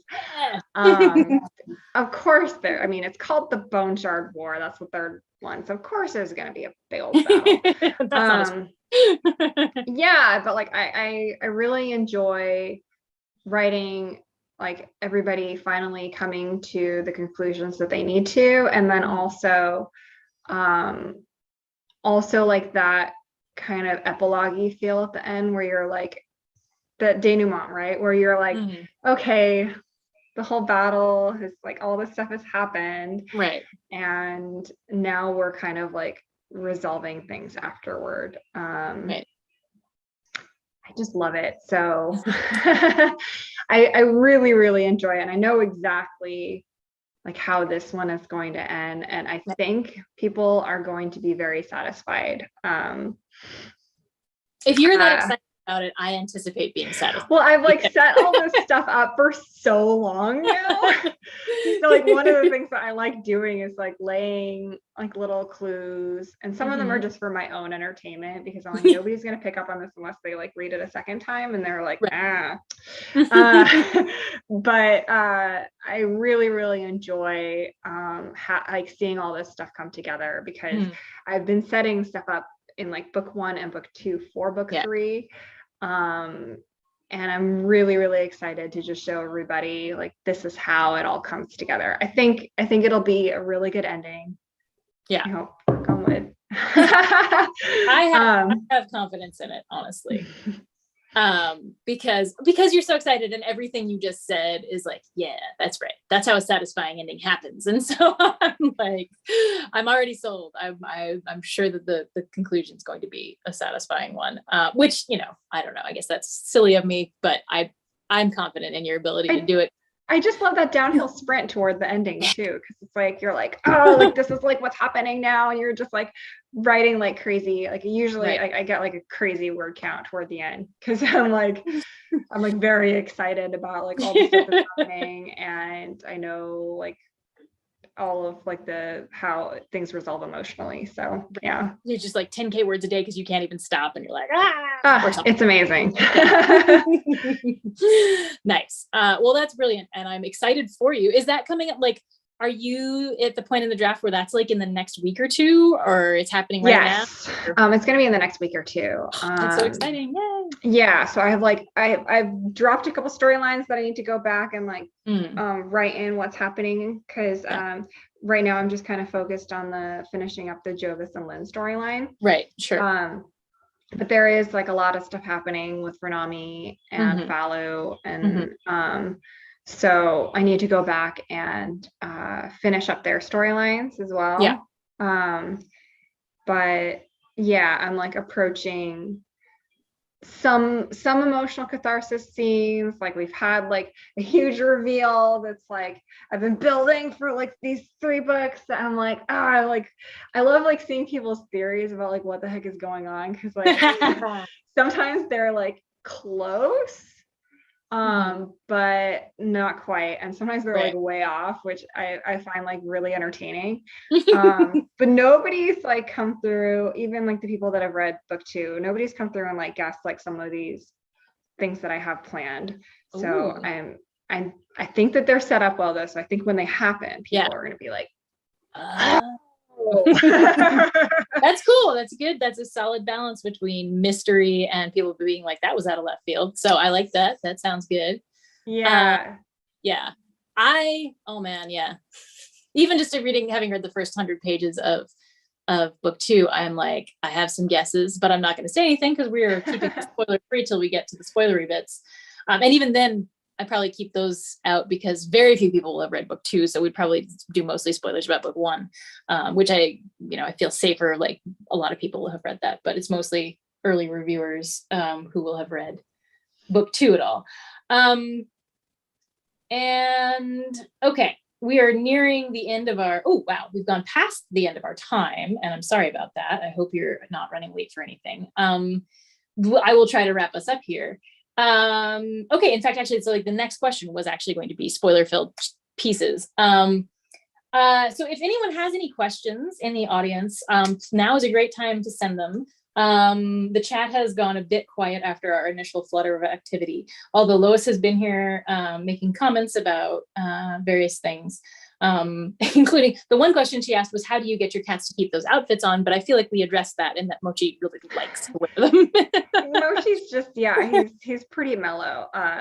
Mittens, I can't keep anything on her. I can keep like a tie on her because it's like a collar and she doesn't mind that, but I've never even tried to put clothes on her. I've not even tried. I think it would be a disaster. That's totally fair. If she seems like she would murder you in your sleep for that offense, then we don't want to go there.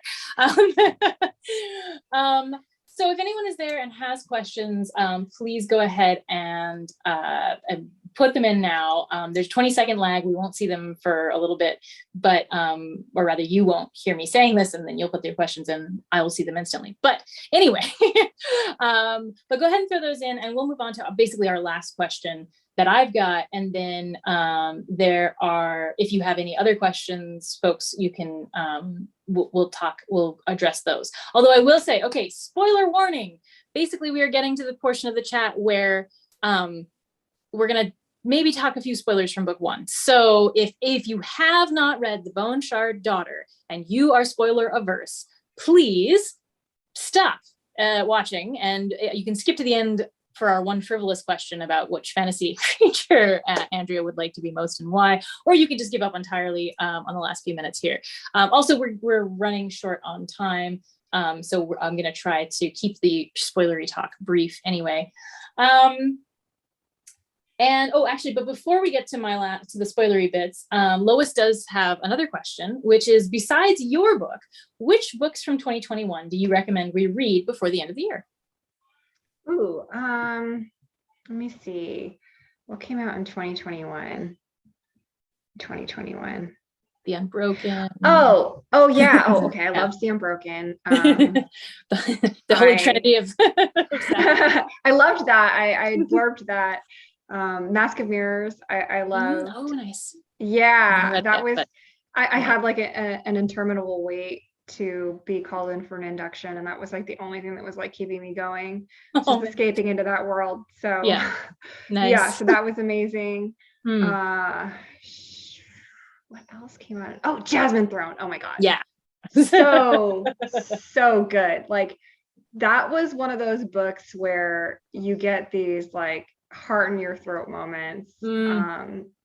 And it was just so like well plotted, and there's some characters that you just want to be like, oh, why are you doing this? Like, why can't you like, but in a good way, because it like totally makes sense for who they are. That's like you got to read that one. It's so good. Nice. Lois says that she agrees. The Masks and Mirrors was excellent. She said it in all caps. So awesome. Okay, well, if anyone else throws up any questions, we'll try to get to them right at the very end. And now we will move into spoiler talk. So spoilers, run away if you don't like them and you haven't read book one. Okay, so we can talk more freely about MEPHI now. And we can also take a moment to appreciate that Mochi is totally cleaning. Yeah. Okay. Now I can't even think of all the things I wanted to talk about, but okay, so let's talk Thrana, because I feel like MEPHI has been getting all this attention. And as we come into the beginning of book one, it's clear that Thrana is a big deal. I cannot remember if she was named by the end of book one or not. She is named by the end of book one. Okay. I thought that was true because that seemed important, but I honestly read her name and was like, oh, right. Wait, did I already know that? It feels like I already knew that, but I can't, my memory is terrible. And I read book one like 6 months ago or whatever. So, okay. If we're spoilery, then, Lynn names her after Nameen's daughter. Right. Yes. By the way, I was so mad at you for that scene. Not like actually, but in the way that we get mad at authors, like ethereally at books. I read that, and that was the point where I had to put the book down for like a month, because I think I told you before when we were talking that like I've had a hard time reading anything sad or violent in 2020, because 2020 was a year.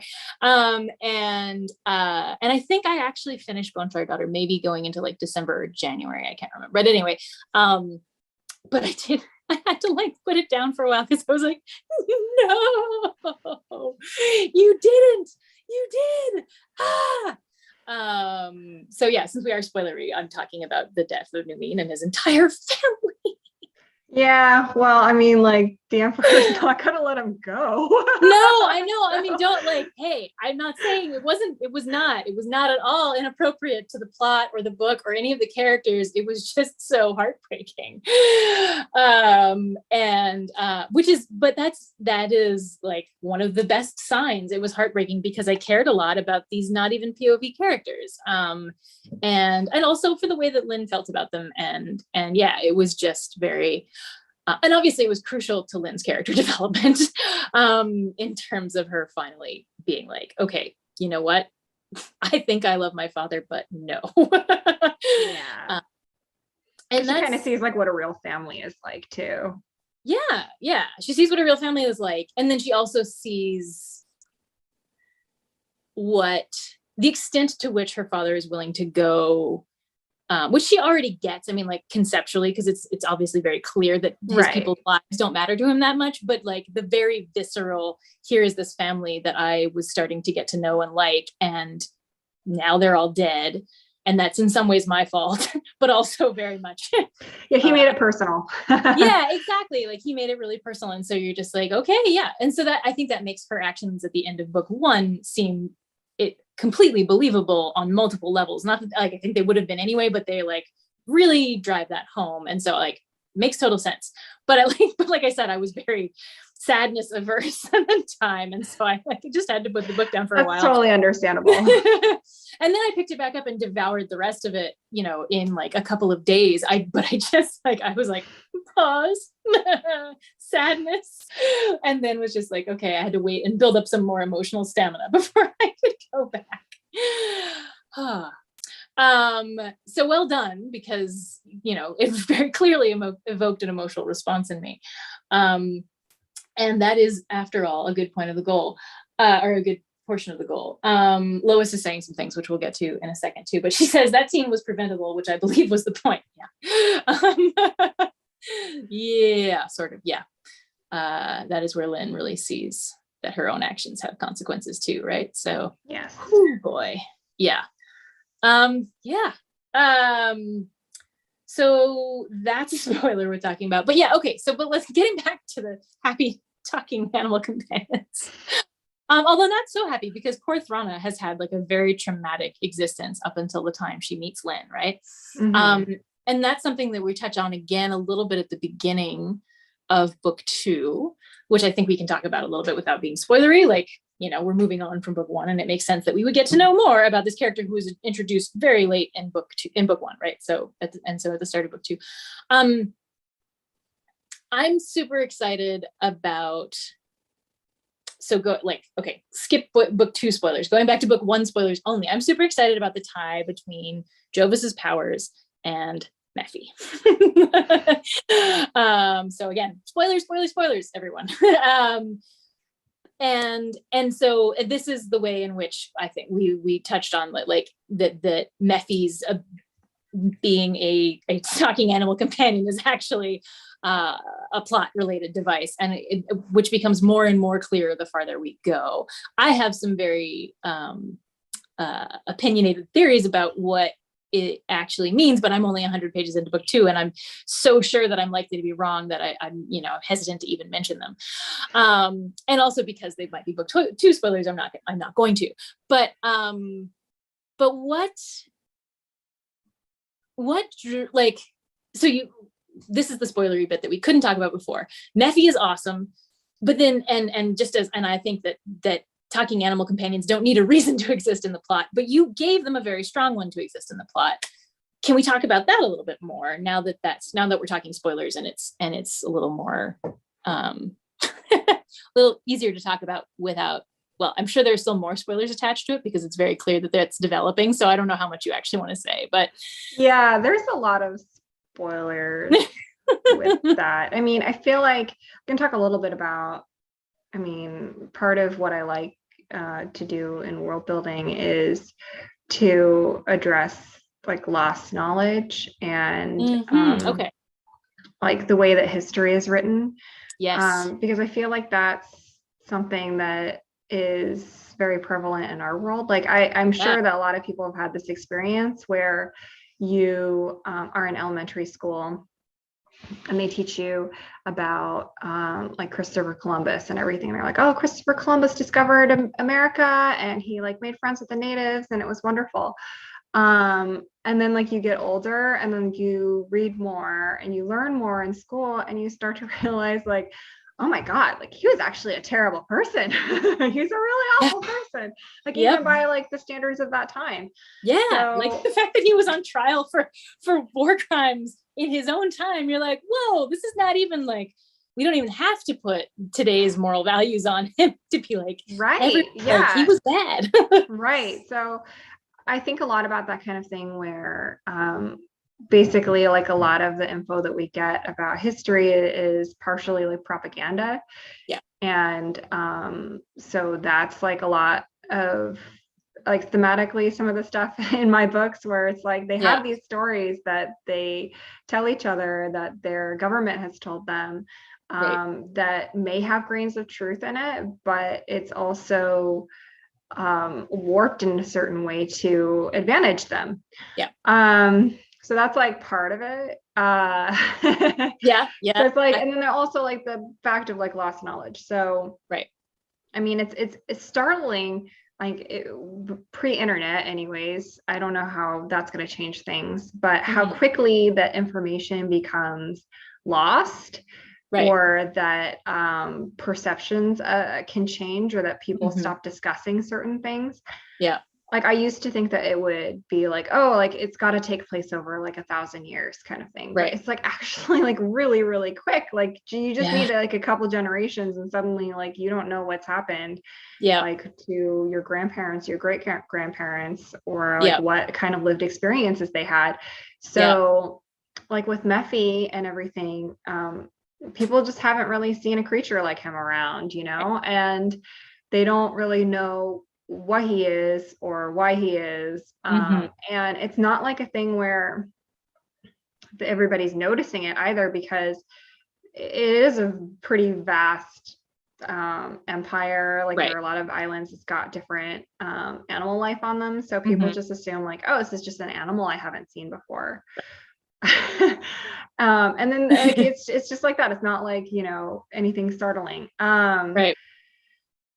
But yeah, it's something that like people before used to know about creatures like MEPHI, but that knowledge just through several generations has been lost, Just, and yeah. it's been like covered up on purpose. Right. And that's basically like what people do nowadays in history a lot. Right. So yeah, I just history is kind of written by the victors, right? So so that was something that I wanted to kind of explore. And MEPHI and Thrana, like they kind of give me a good way to do that. Like obviously the emperor is aware, right. because he controls some of this knowledge. Yeah. But most But people how are much not. would he even know? Yeah. So my other question then is actually how long have the Sukai reigned? Like, is that I'm the timelines are one thing I'm bad at when I'm reading anyway. So it may have been made clear in the books already, or it may not have. And if it needs to not be clear, then don't tell me. But I was trying to get like the other night when I was reading, I was like, man, how many Sukai emperors have there been? Like, what is the? I actually haven't gone and written a timeline for that. Oh, that's okay. But like, I'm like, it's been like hundreds of years. That's okay. like the, yeah. So it's been a long time. Yeah. I mean, it doesn't even need to be that long, like really. Right. Yeah. But yeah, so they've been in power for a while. Yeah. And obviously, like, I think they might not be in power for that long if it were a real world kind of thing, but they do have this magic that nobody else has, which makes it a lot easier to maintain power, especially when he's got like, spies and everything throughout the empire. Yeah. So and spies that are very hard to deal with as for most humans, right? Like the thing about constructs, I think that's really cool is that like they are greater than the sum of their parts in a way, and sort of like he has this, first of all, inexhaustible source of manpower that construct power that's like put out, and then the fact that like they're like programmed to be loyal, etc. So like there's a lot right. So it's not like an advantage that's not they can't lie, which is an advantage and a disadvantage sometimes, obviously. And then they can be like small and unnoticeable. So there's just so many advantages that they have over everybody else. All of that is really cool and very well done. And now we have reached a time frame where, even though I would like to have more spoilery chats, I feel like I should not keep you any longer. And we don't have any new questions after that last one. So I think I'm going to get to our very last question, which is also super important. If you could be any fantasy creature at all, what would you be and why? Oh, like, I'm sure this is a common answer, but I'd be a dragon, like, of course, like, it'd be like massive and I could fly and I got like fire and like nobody's gonna mess with me. So that is fair.